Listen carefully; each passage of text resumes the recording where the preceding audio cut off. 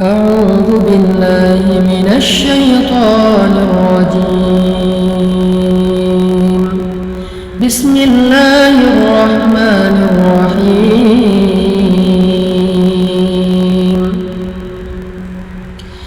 إن الإنسان خلق هلوعا إذا مسه الشر جزوعا وإذا مسه الخير منوعا إلا المصلين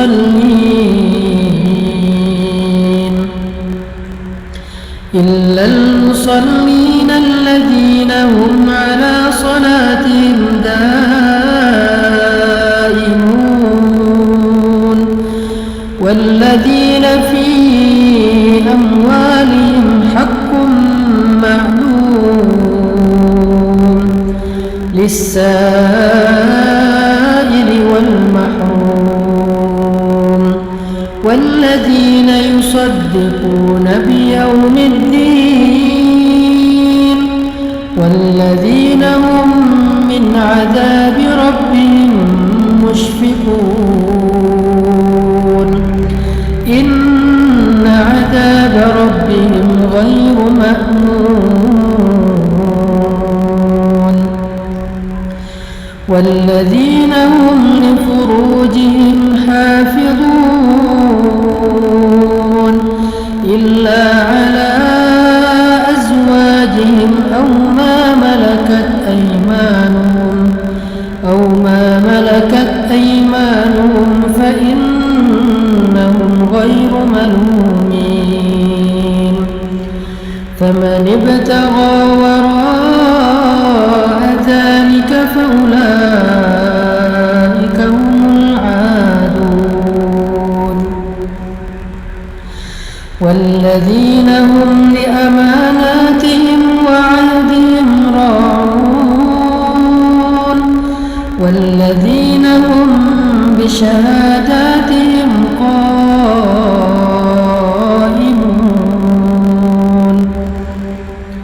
والذين هم على صلاتهم يحافظون أولئك في جنات مكرمون. Sadaqallahul Adzim. Teman-teman yang dirahmati Allah Subhanahu wa taala, itulah salah satu paragraf di dalam Al-Qur'an yang menjelaskan tentang fiqhul masyair, fikih perasaan. Bahwa Allah Subhanahu wa taala menjelaskan manusia itu secara jiwa atau perasaannya, lebih tepatnya mental atau perasaannya itu pada dasarnya labil. Allah menggambarkan labil ini dengan istilah halua. Dia tuh mudah sekali berubah dan mudah sekali terguncang. Ketika dia dikasih kesusahan, dia menjadi berputus asa, berkeluh kesah, melemah, dan ketika diberikan nikmat, dia menjadi orang yang lupa diri, kikir, sombong, angkuh, dan sebagainya. Itulah sifat dari mental manusia yang labil, yang halua kalau dalam bahasa surat Al-Ma'arij. Kalau dalam bahasa surat An-Nisa itu diistilahkan dengan muzabzabina baina dzalik, terombang-ambing, nggak stabil gitu. Kita bisa rasain sendirilah gimana mudahnya mental kita drop. Kadang-kadang pemicunya kecil, sederhana, tapi langsung tersulut, akhirnya terbakar. Hanya gara-gara orang klakson, kita jadi marah. Hanya gara-gara orang salah belok, kita jadi marah. Hanya gara-gara orang telat jalan ketika lampu hijau, kita jadi marah. Hanya gara-gara orang ngedim pakai lampu sorot, kita marah. Dan marahnya kita kadang-kadang yang rugi bukan orang itu, bukan orang lain. Yang rugi diri kita sendiri dan orang-orang yang semobil dengan kita di jalan. Di rumah juga kayak gitu. Kita sering marah itu dengan pemicu-pemicu yang kecil. Hanya gara-gara pasangan kita wajahnya mungkin lagi nggak terlalu ceria, kita jadi bete. Hanya gara-gara mungkin anak kita bangun tengah malam, kita jadi bete. Anak kita rewel, kita jadi bete. Salah ngomong seorang pasangan, kita jadi bete. Itu yang disebut dengan jazua, halua, mudah sekali untuk drop, mudah sekali untuk bete, mudah sekali untuk kepancing, mudah sekali untuk marah, mudah sekali untuk apalagi tersinggung, sakit hati, baper, dan seterusnya. Itulah yang disebut dengan halua, jazua, berkeluh kesah. Di sosmed apalagi? Namanya orang, followers. Saya posting tilawah Al-Quran aja ada yang dislike. Padahal yang diposting itu bukan konten-konten yang kontroversi, bukan. Tilawah Al-Quran. Ya mungkin dia dislike karena menurut dia saya ada yang salah baca mungkin, atau ada yang nggak fasih tajwidnya, Allahu alam. Tapi ya itu kadang-kadang bikin kita ngerasa kayak sedih gitu. Itulah sifat dari mental manusia. Mudah banget kepancing, mudah banget terluka, mudah banget kegores. Sampai para ulama mengatakan hati kita itu kadang-kadang lebih rentan daripada kaca. Jadi kalau kaca aja kemana-mana, kita kalau bawa itu selalu dikasih stiker fragile. Karena kita hati-hati menjaga kaca-kaca yang mudah pecah itu, maka hati kita lebih rentan dari itu, lebih fragile dari itu. Nah, fragile ini salah satu maknanya adalah jazua atau halua. Inilah sifat mental kita, masyair kita. Dan semua orang mengalami itu, apalagi kita yang manusia biasa, pasti sering kayak gitu. Kadang-kadang kita kayak suka sedih ya, kok saya jadi lemah gini ya, kok saya jadi baperan banget sih, kok saya gampang mal kepancing sih. Pas sudah sadar kita jadi sedih, pengen berubah tapi susah. Dan semua perasaan-perasaan yang gak normal ini, yang gak stabil ini akan merusak hubungan kita dengan orang-orang yang kita cintai. Makanya fikih masyair itu penting, fikih perasaan itu penting. Labilnya kita membuat hubungan kita dalam pekerjaan dengan partner kita, dengan teman-teman kita itu jadi nggak mudah. Jadi kondisi halua dan jazua mental kita itu sebetulnya masalah yang membuat hidup kita nggak nyaman. Bersosial media nggak nyaman, di grup nggak nyaman, di rumah nggak nyaman, di jalan nggak nyaman, berteman nggak nyaman, punya keluarga nggak nyaman, dengan mertua nggak nyaman, dengan orang tua sendiri nggak nyaman, dengan siapapun nggak nyaman, karena memang hati dan mental kita itu halua, jazua, kurang woles, kurang easy going. Innal insan khuliqa halua. Idza massahu syarr jazua wa idza massahu khair manua. Jadi poin pertama kita dari paragraf Al-Ma'arij itu adalah mental dan perasaan kita itu dasarnya labil. Hati kita itu labil. Kita tuh labil, pasangan kita labil, anak kita labil, orang tua kita labil. Semua manusia yang kita kenal itu labil. Semua kita tuh halua, jazua, manua, semuanya sama. Jadi kita hidup di antara kelabilan-kelabilan perasaan dan hati manusia. Yang hari ini dia sayang sama kita, besok dia bisa bete dan benci sama kita. Yang hari ini dia ngebelain kita, besok dia bisa nyerang kita. Yang hari ini dia memuji kita, besok dia bisa mencela kita loh. Itulah manusia. Kadang-kadang orang yang mencela kita itu kita sampai nggak nyangka gitu. Orang yang kita anggap kayaknya baik-baik aja, kita nggak ada masalah pribadi dengan dia, malah kita ngerasa udah baik sama dia, kita udah ngerasa udah banyak bantu dia, tapi tiba-tiba di belakang dia yang nyerang kita, dia yang menjelek-jelekan kita, dia yang memfitnah kita. Itulah manusia. Jadi jangan heran kalau kita ngalamin itu ketika kita bergaul. Kalau kita masih heran pas ngalamin itu, berarti kita kayak naif, Kita pikir kita hidup di antara malaikat? Enggak, kita hidup di antara manusia. Dan kita bagian salah satu di antara itu. Kita juga pernah banget lah ngecewain orang. Nggak tepat janji pernah, bahkan ingkar janji pernah. Kalau nggak tepat janji meleset, kalau ingkar janji ya sengaja aja nggak mau menunaikan janji. Marah-marah pernah, mencela pernah, apalagi menghina pernah. Banyak kok kekecewaan yang pernah kita lakuin kepada orang lain. Jadi jangan heran kalau dalam kehidupan yang labil ini kita melihat seseorang berubah dengan cepat. Itu jangan heran. Toh kita juga kayak gitu. Makanya karena Allah tahu kita diciptakan dalam kondisi mental, perasaan dan hatinya itu labil, gampang terbolak-balik. Dari yang benci jadi cinta atau dari cinta jadi benci, itu terjadi di mana-mana. Maka Allah Subhanahu wa taala memberi kita nasihat di dalam surat Al-Ma'arij. Karena Al-Quran itu adalah tazkiyatun nafs, obat bagi jiwa, syifa'un lima fis sudur, obat penyembuh bagi penyakit-penyakit yang ada di dalam dada, penyakit hati, penyakit perasaan. Al-Quran adalah penyembuhnya. Bukan hanya dawa, tetapi syifa. Kalau dawa itu obat, kalau syifa itu penyembuh.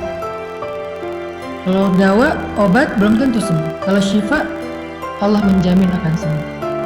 Kalau kita benar-benar memahami dan mengamalkan Al-Quran. Gimana cara memahami dan mengamalkan Al-Quran sementara membaca aja nggak ngerti? Itulah kenapa kita harus belajarnya bareng. Jangan belajar sendiri secara otodidak, ntar salah paham. Kalau dengerin booster, dengerin ceramah yang sifatnya adalah penyemangat, kayak kendaraan tuh dikasih bahan bakar. Kendaraan kalau nggak ada bahan bakar nggak akan jalan, kecuali dengan cara didorong, capek kan? Tapi ada bahan bakar, jalan. Kalau nggak punya setir, nggak punya lampu, itu bisa masuk jurang, bisa masuk selokan, bisa kecelakaan. Nah, belajar secara serius kepada ustadz, guru, ulama, itu sama seperti kita menyalakan lampu mobil dan pakai setir. Sehingga kalau jalannya gelap, jalannya belok-belok, kita tetap bisa on the track. Maka booster adalah spirit yang menyemangati kita dalam beramal soleh. Tapi ilmu yang kita belajar seminggu 2 kali dengan live kayak gini adalah lentera. Lentera yang kita bawa untuk menjadi penunjuk jalan, biar kita nggak salah jalan. Kalau kita udah tahu jalannya, booster yang ngedorong kita untuk bergerak. Dua-duanya penting. Jadi Al-Quran, dengan kita belajar serius seperti sekarang, walaupun saya berusaha sebisa saya menggunakan bahasa yang gampang, yang mudah, yang sederhana, tapi kontennya tetap substansial, tetap bedah Al-Quran. Cuman dengan bahasa sederhana yang saya mampu, sesuai dengan bahasa sederhana ketika saya lagi nongkrong bareng dengan teman.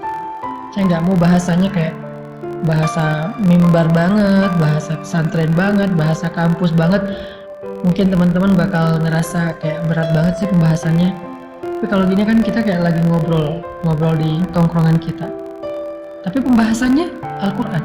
Kayak gini kita belajar. Supaya apa? Supaya dapat lentera, dapat petunjuk, dapat cahaya dalam berjalan di dalam kehidupan kita. Nah, Allah Subhanahu wa taala menjadikan Al-Quran itu sebagai petunjuk. Hudan lil muttaqin, hudan linnas wa bayyinatin minal huda wal furqan.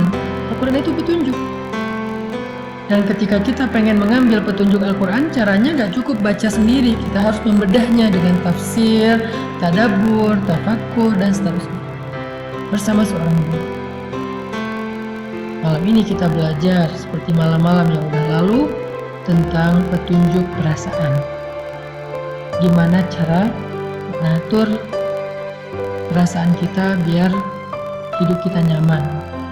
Karena kenyamanan hidup diawali dari dalam diri kita, bukan dari faktor fasilitas yang ada di luar kita. Ada orang yang bahagia walaupun hidupnya sederhana. Ada orang yang sengsara, sedih, mengeluh walaupun dia hidup dalam istana. Kasihan nggak tuh orang hidup dalam istana tapi mengeluh, orang hidup di gubuk sederhana tapi dia bahagia. Karena orang lupa kebahagiaan itu sumbernya ada di sini, bukan di rumahnya seperti apa, mobilnya kayak gimana. Buat saya, ternyata bahagia itu sumbernya bukan di dalam fasilitas hidup, tetapi di dalam hati kita. Selama hati kita bisa dibahagiakan, maka kita akan merasa cukup dengan apapun. Jadi, kalau pengen bahagia teman-teman, yang pertama harus kita rawat itu adalah hati dan perasaan kita, bukan tubuh kita. Tubuh kita perlu dirawat, iya banget, tapi itu bukan yang paling utama. Itu perlu, tapi ada yang lebih perlu. Kalau pengen hidup bahagia itu, belajarlah merawat hati dan perasaan kita, jiwa dan mental kita. Dan gimana cara ngerawat hati dan perasaan, jiwa dan mental kita? Bukan dengan skincare, bukan dengan kendaraan baru, bukan dengan aksesoris, bukan dengan fasilitas hidup. Jiwa dan perasaan kita itu dirawat dengan iman, memperbaharui ini. Bukan dengan jalan-jalan, Ustaz. Bisa, tetapi enggak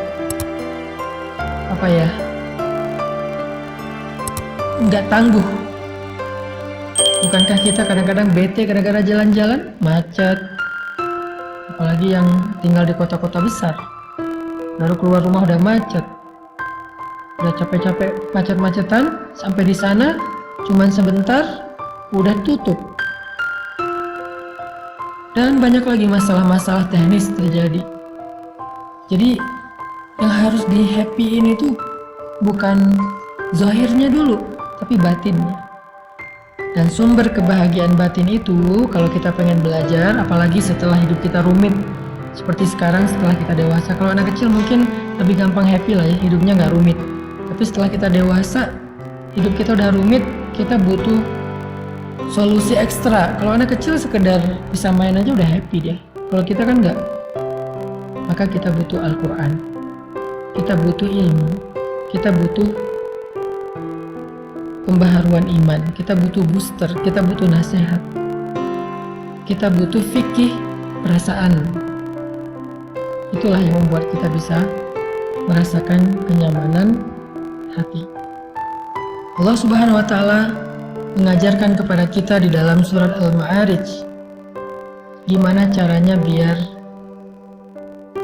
mental, jiwa dan hati kita tuh stabil, nggak halu'a, jazu'a, manu'a dan seterusnya, tapi dia stabil. Gimana caranya? Kata Allah, illal musallin, kecuali orang yang sholat. Pada dasarnya manusia itu labil, dikasih ujian labil, dikasih nikmat labil, dikasih ujian ngeluh, putus asa, dikasih nikmat lupa diri, sombong dan seterusnya, kecuali illal musallin, orang yang sholat. Illal musallin, kecuali orang yang sholat. Sehingga bagi orang yang beriman, sholat itu adalah rahatul qalb, rahatun nafs. Sholat itu adalah rehatnya hati, rehatnya jiwa. Ketika jiwa dan hati kita merasa lelah dan capek, maka sholat adalah istirahatnya. Jika Nabi capek dengan omongan orang-orang yang membenci beliau, capek dengan fitnah, capek dengan caci makian dari orang-orang kafir Quraisy saat beliau berdakwah, seharian beliau lelah, sampai di rumah beliau ketiduran karena capek, maka Allah membangunkan Nabi. Nabi tidur untuk istirahat fisik, istirahat badan, beliau tidur. Nah kalau badan kita udah capek, kita tidur, itu istirahat badan, istirahat zahir, fisik. Tapi Nabi belum istirahat batin, karena walaupun tidur, hatinya masih sedih. Walaupun tidur, hatinya masih kecewa, masih marah. Makanya dalam keadaan tidur itu Allah membangunkan Nabi. Ya ayyuhal muzammil. Wahai orang yang sedang tidur dan berselimut, yang hatinya masih gelisah, yang hatinya masih lelah, yang hatinya masih sedih dan kecewa, yang hatinya masih marah. Ya ayyuhal muzammil, qumil laila illa qalila. Bangun dan sholatlah di malam walaupun cuma sebentar. Kenapa? Karena tidur itu istirahat fisik, tapi sholat itu istirahat jiwa, istirahat batin.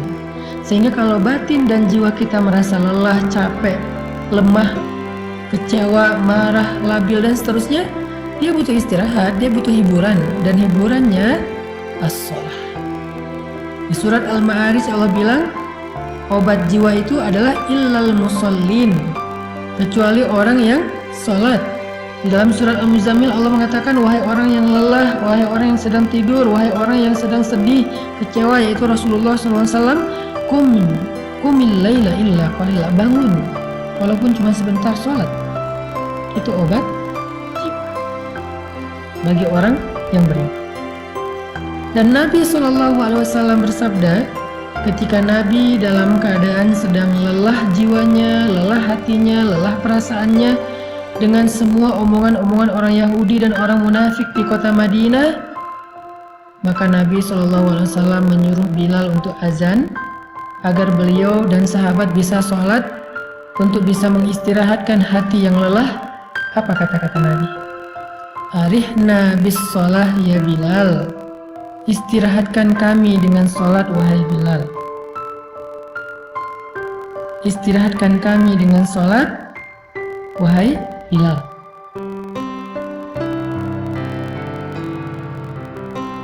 Nabi nggak mengatakan wahai Bilal azan, nggak. Nabi bilang istirahatkan kami dengan sholat wahai Bilal. Maksudnya apa? Jiwa kami capek, hati kami lelah, perasaan kami terganggu, mental kami sedang lemah. Maka istirahatkanlah jiwa, mental, perasaan, dan hati kami wahai Bilal dengan sholat azan maksudnya. Dan Bilal faham, sehingga akhirnya Bilal wudhu langsung Allahu Akbar, Allahu Akbar, azan. Hayya 'alas shalah.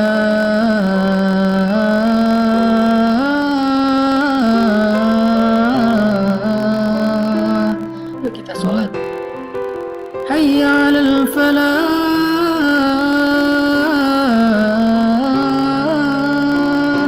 Yuk kita memperoleh kemenangan, kebahagiaan, keberuntungan. Jadi bagi orang yang beriman, sholat itu adalah istirahat.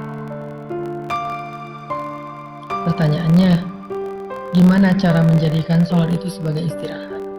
Kok selama ini kita malah istirahat setelah sholat, bukan sholat untuk istirahat? Gimana caranya? Kata Allah, alladzina hum ala sholatihim daimun, orang yang sholatnya dawam. Kalau kita pengen mengupgrade sholat kita dari sekedar ritual, kewajiban, gerakan, sampai menjadi sebuah kontemplasi, meditasi, dalam tanda petik, rehat jiwa, rehat ketenangan batin, caranya gimana? Daimun. Sholat itu jangan sesekali, tapi sholat itu daimun, harus dawam. Dawam itu artinya kita harus melakukannya dalam waktu yang lama. Kita nggak akan menikmati sholat tahajud kalau cuma sesekali. Kita nggak akan menikmati sholat duha kalau cuma sesekali. Kita nggak akan bisa menikmati sholat sunnah kalau cuma sesekali. Harus dilakukan secara rutin, daimun.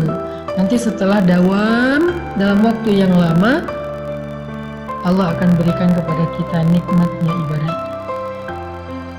Allah akan berikan kepada kita kenyamanan dalam ibadah. Semua yang dilakukan di awal sesekali apalagi akan berat pasti. Gak akan nyaman, berat. Orang ngelakuin apa aja di awal pasti berat kan? Olahraga, lari itu Sekarang orang bersepeda, apalagi kalau di Bandung tuh kan banyak bukit ya, naik turun ke Dago tuh misalnya. Kalau pertama-tama bersepeda ke Dago cuma sampai di Simpang, naik lagi dikit sampai ke Darul Hikam, naik lagi dikit sampai di Dago Pakar, naik lagi dikit sampai di Tebing Keraton, dan seterusnya dan seterusnya. Itu kan tergantung dawam ya, konsistensinya. Begitulah dengan awal-awal tahajud itu pasti nggak enak, ingin ngantuk sendiri, pening. Duha juga gitu, walaupun lebih ringan dari tahajud. Salat wajib juga kayak gitu, ke masjid juga kayak gitu, subuh apalagi. Kalau mau menikmatinya menjadi rehat, kita harus sabar melakukannya dalam waktu yang lama. Jangan menyerah dulu, karena begitu kita menyerah, nanti kita akan memulai dari awal lagi. Kalau kita intinya daimun, harus dawam, gak boleh cuma sesekali. Mau menikmati sholat, caranya gak bisa sesekali, harus dawam. Mau menikmati perjalanan, gak bisa sesekali. Kita kalau jarang melakukan perjalanan tuh gampang mabuk, gampang capek, gak betah lama-lama di kendaraan. Apapun kalau dilakukannya belum dawam, gak akan dapat rasa nikmatnya. Harus dawam. Begitu juga dengan, maka Allah mengatakan alladzina hum ala sholatihim daimun, orang yang sholatnya dawam, orang yang sholatnya terus menerus.